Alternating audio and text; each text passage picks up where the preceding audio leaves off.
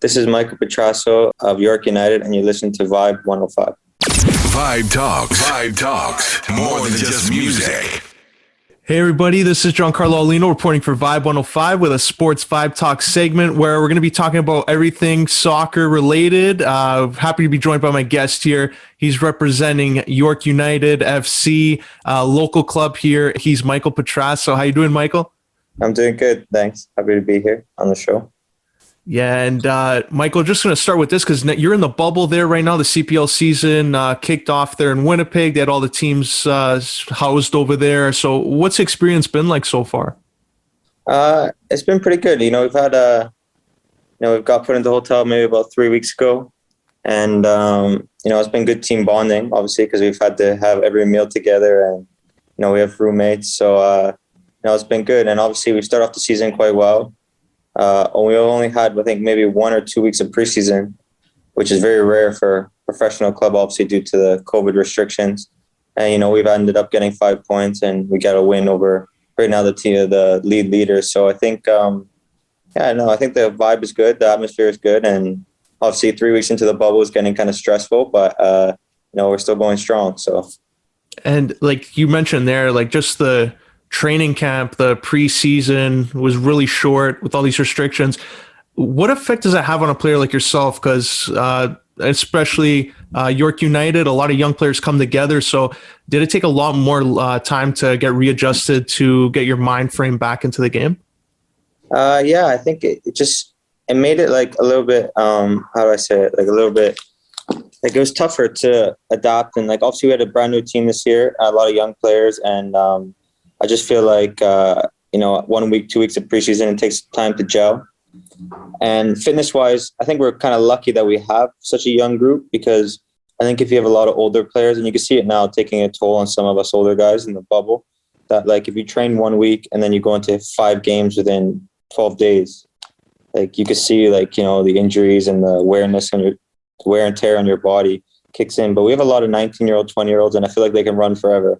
So I think that was a good thing about, having such a young squad going into the season. But I think having such a less preseason is a major disadvantage. But, I think we're adapting to it well. And obviously we're doing pretty well so far. But so I think we're getting into the groove of things.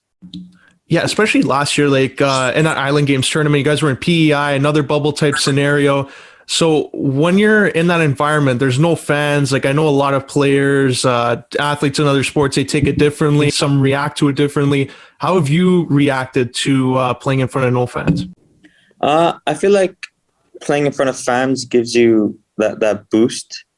Like it gives you that extra adrenaline rush. And sometimes when you play in a game with no fans, and especially if you're losing, like 1-0 or 2-0, you try to find it hard to find that like boost of energy to get you back in the game, because sometimes it just feels like a training game. And that's on me on a personal note, obviously, because playing with fans is always an exciting time, and I think that's what everybody's looking forward to, especially coming back home. And I think like it's been tough. Bubble situations are tough, I would say. I think having so many games in a short amount of time and an environment that's constantly soccer can take a mental toll on you. But I think we've been here 3 weeks now, and I think everybody wanted to get the season going, obviously, because we've been off for so long since the last bubble. So I think this is what was necessary to happen. And, I feel like all the teams are kind of adapting to it. And it is hot out here in Winnipeg, so especially in the middle of the summer. So I think we have like our hydration breaks and everything. But I think all the teams are doing themselves a good job. And, you can see it's very competitive this year in the lead, and everybody's kind of around mid-table to top is close. So I think it's good. Yeah, I guess on a more personal note there in Winnipeg, all the teams are in that bubble. Maybe some players might want to play pranks on each other, make sure the other team is in so well. Are you getting any wake-up calls at 3 a.m., 2 a.m., knocking on your door, or has it been pretty respectful from the other team? No, I think it's been pretty respectful so far. But, you give me a good idea. Maybe I'll put like an ice bucket in front of somebody's door in the morning. So when they open it, soak their room. But no, I think right now everybody's good. I think every team has their own floor, so all the boys are kind of together, and we have a good group this year, so it's been enjoyable. With Michael Petrasso here on Vibe 105 Sports VIBEtalks segment. And Michael, this small stretch of games there. It's kind of like a preseason in an aspect, because when you get back home, you're going to be playing close to 20 games. So during this time, we saw you score your first goal for the club. What did that mean to you to just through that moment of when that goal went in there? Yeah, it meant a lot because obviously last season I got injured throughout the PEI bubble and I didn't get much game time coming back from my injury. So, and obviously I went away on loan. So we missed there was no season for a while. Then coming back this year, I wanted to get it early doors and, first 2 games I played right back. So I didn't really get much chances to get forward, but second game I came on in an attacking role and within, I think it was like 7-8 minutes, I got my goal and it meant a lot to me scoring for my hometown team and obviously my family back home supporting me. And I know they're excited to come watch me play live. It's been years since they've watched me play live. So, I think for me, getting my first goal for the club, I'm hoping that it opens up doors to score many more. So that was a very good moment for me. And now the CPL, they announced that July 30th, York United, you're going to be playing your first home match against Forge at York Lions Stadium right here on the York University campus. When are you looking forward to most? Like, is it having your family there? Because you signed last year. We all thought that we're going to have this great season, and then COVID happens, it goes to PEI. So coming out of 2 bubbles now, how much more rewarding is this moment going to be for you and your family? No, I think it's going to be big because I signed, like you said, I signed back at home for the first time, I think, in like 10 years since I was part of the TFC Academy. So I think it was, exciting for my parents and obviously all my friends and everybody to come watch me play. And then obviously the bubble happened and kind of the same now. But, July 30th is a date where we get to play our first home game in almost 2 years. And I think we'll get a good crowd. I think a lot of families and friends and a lot of fans will come watch out that game. And I'm just hoping that, that game and everything goes well. And, I'm just looking forward to playing in front of my family, especially. So, yeah, be a good moment for me. And especially now with York Region, the Euro Cup happened. So everybody's soccer fever right now. All those people on Market Lane, they're going to look for something else to watch. And here's a Woodbridge hometown kid coming to play. So what would be your message to get some of those people who live in Woodbridge, live in Vaughan, live in Markham to come down there and watch York United? I would just say, I think our community needs to support our local players. And we have a lot of local boys on this team from like Newmarket, like you said, Woodbridge, Vaughan. And I think, playing in professional environment in a game, especially against Forge, who are the 2-time champs, I think, our community should come together and come watch, especially it's our first home game in 2 years. So we're going to put on a show and I hope everybody can come out and tune in.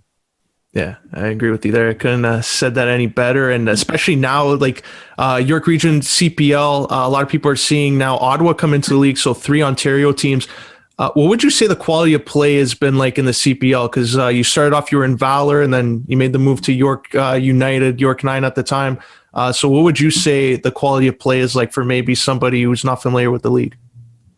I would say it's pretty high. Like I think like the first year was very unexpected.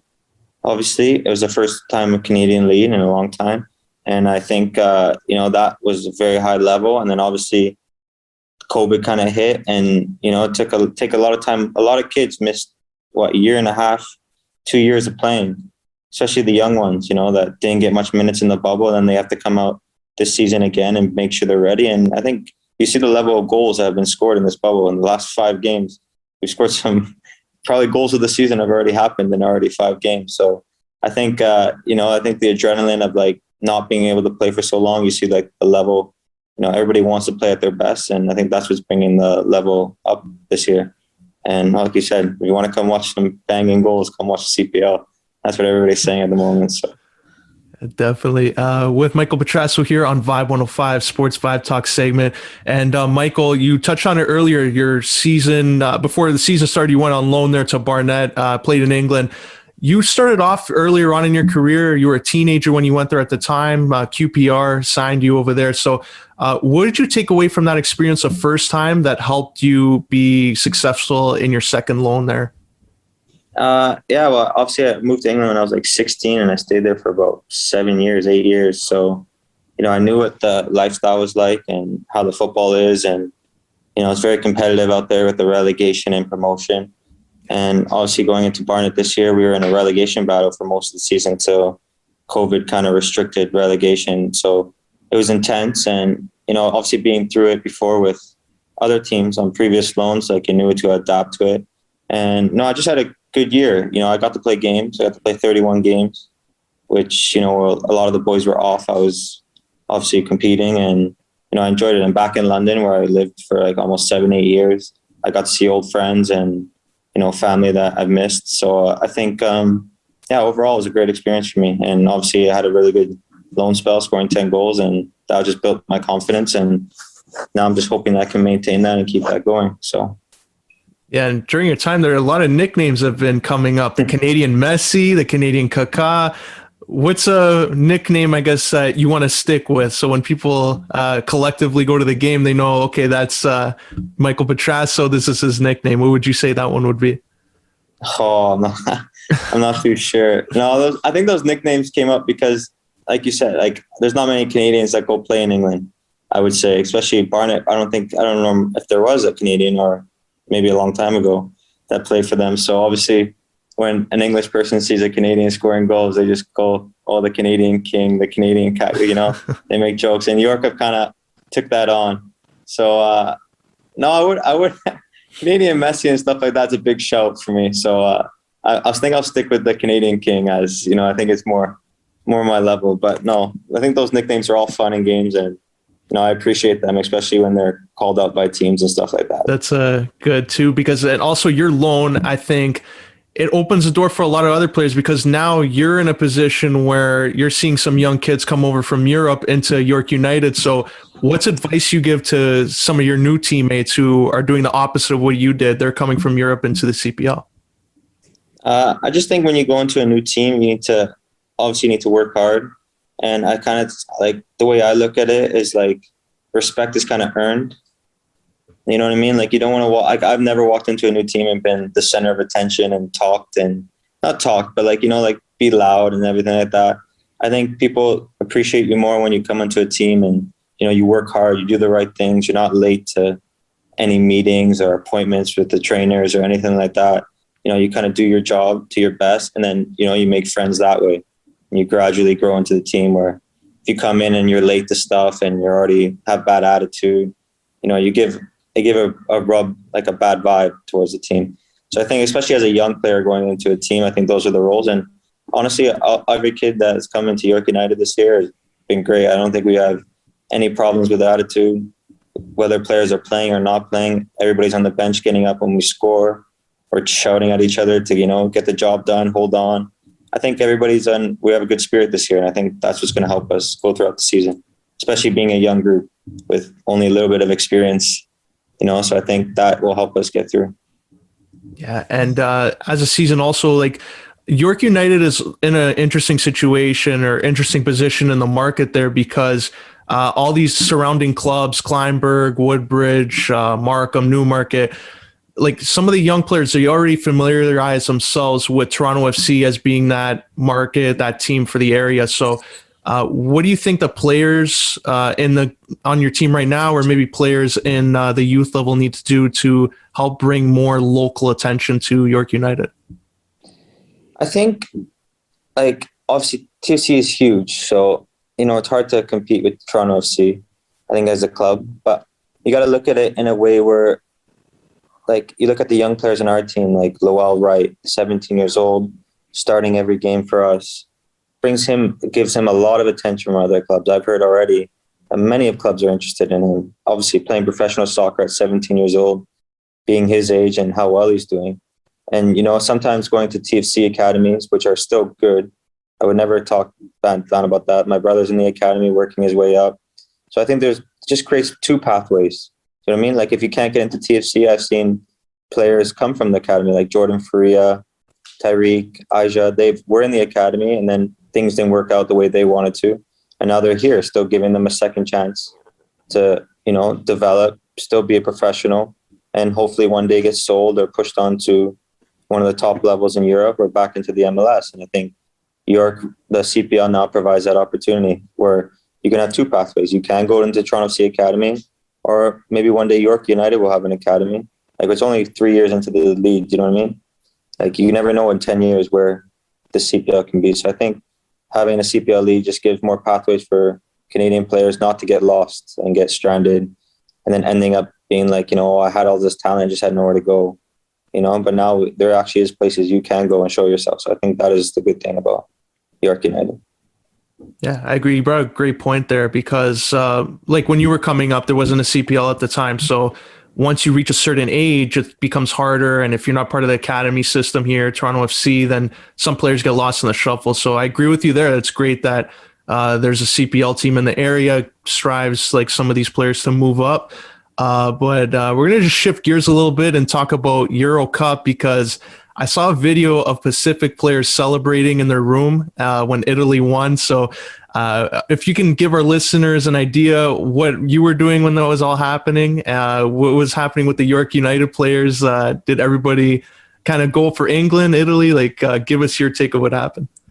No, I think majority of the team was cheering for Italy, I would say. We had a couple of guys I've seen actually on Twitter in the team room as well, and they were watching the show and they were celebrating. And then I was with a few of the guys in the room watching it, obviously a bit nervous throughout the penalties. But no, I think, like I said, I think majority, I think our coach was going for England though, Jimmy Brennan. Yeah. And honestly, the two teams I wanted to go to the final were Italy and England. Obviously, because England has such a huge part of my life, being living there for like 9 years. But obviously, I'm Italian, so I was hoping Italy won, and then I think Italy were the best team this tournament. So, I'm happy they won and they got the job done. And I was pretty confident going to the pens with Donnarumma on goal. So, as you see, when he saved the last pen, he knew it too. So, it was good. And because I was on that press call last week, and I asked Jimmy Brennan about this, and he said England. He was confident, and he said, "Sorry, Giancarlo, England's going to win." So, in the dressing room, did anybody have any wager on this with Jimmy because he was so confident England was going to win? Did somebody go up and say, "You know what, Italy's going to win, and here's why"? No, I don't think anybody had any wagers, but he was making comments all morning saying it's coming home. So I guess it didn't. So no, but yeah, I think, and also Stolly's Italian, our assistant coach, and he was going for Italy. So yeah, I think Jimmy was the only one kind of going for England at the time. That's great. Once again, for those just joining us here on Vibe 105, we're speaking with York United player Michael Petrasso. And Michael, now you're going to be coming back to York Region, and we're going to be in step 3, it looks like. The government announced, so a lot more things are going to be opening up. You haven't been in York Region for a long time because you've been playing in Winnipeg, you've been playing Montreal and England. So give our listeners, what are you most looking forward to visiting? Well, I'm looking forward to spending time with my friends. Obviously, my friends are from Vaughan. So places that I would probably go out in, obviously summertime patios, probably like Earl's, Moxie's, like the one right there at the Colossus. I'm just looking forward to spending time with my friends and going out. And obviously with the COVID restrictions now, you can actually go for like a drink or dinner and, hang out. So I think, I think that's what I'm looking forward to.